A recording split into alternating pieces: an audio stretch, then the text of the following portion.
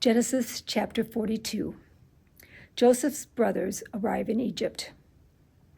When Jacob learned that there was grain in Egypt, he said to his sons, "Why are you staring blankly at each other? I've just heard that there's grain in Egypt.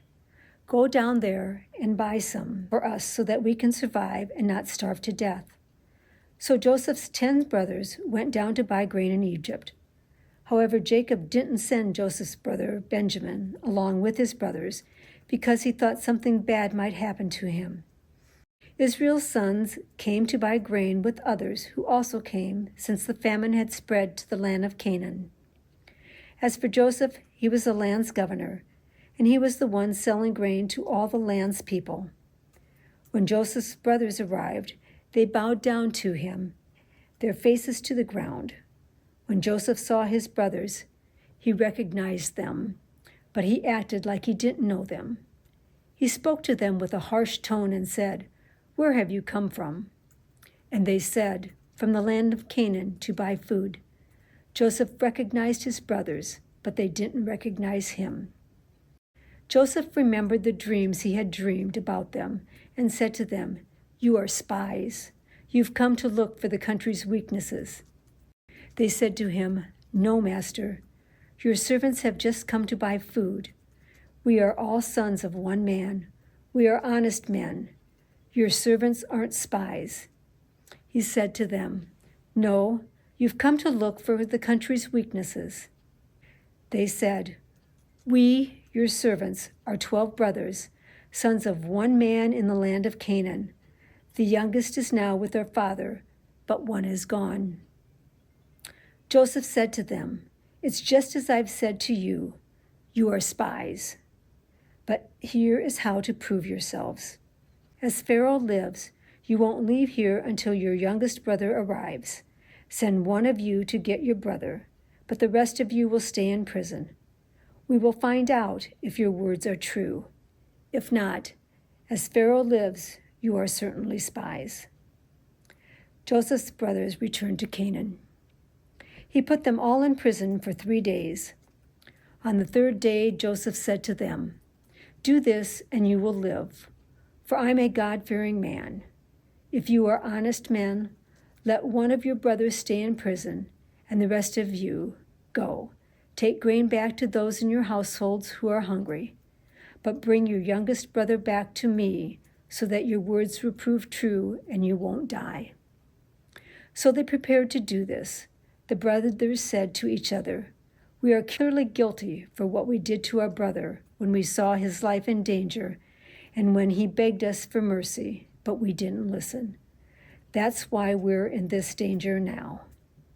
Reuben responded to them, "Didn't I tell you, don't do anything wrong to the boy? But you wouldn't listen.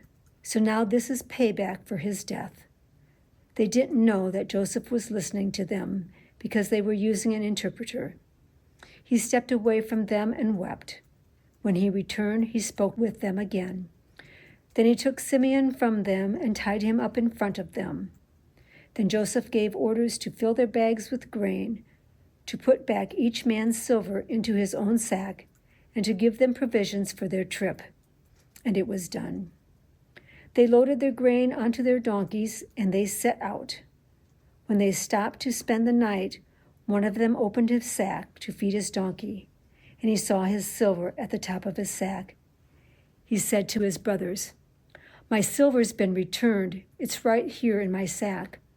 Their hearts stopped. Terrified, they said to each other, "What has God done to us?" When they got back to their father Jacob in the land of Canaan, they described to him everything that had happened to them.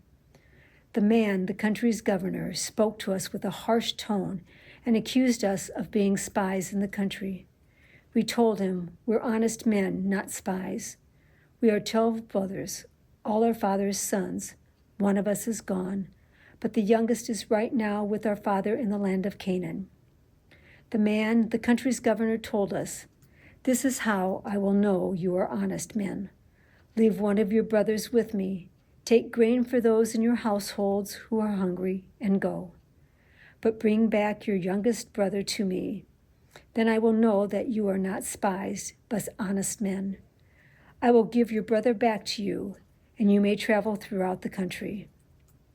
When they opened their sacks, each man found a pouch of his silver in his sack. When they and their father saw their pouches of silver, they were afraid. Their father Jacob said to them, "You've taken my children from me. Joseph's gone, Simeon's gone, and you are taking Benjamin. All this can't really be happening to me." Reuben said to his father, "You may put both of my sons to death if I don't bring him back to you. Make him my responsibility, and I will make sure he returns to you." But Jacob said to him, "My son won't go down with you because his brother's dead and he's been left all alone. If anything were to happen to him on the trip you are taking, you would send me, old as I am, to my grave in grief." That ends chapter 42.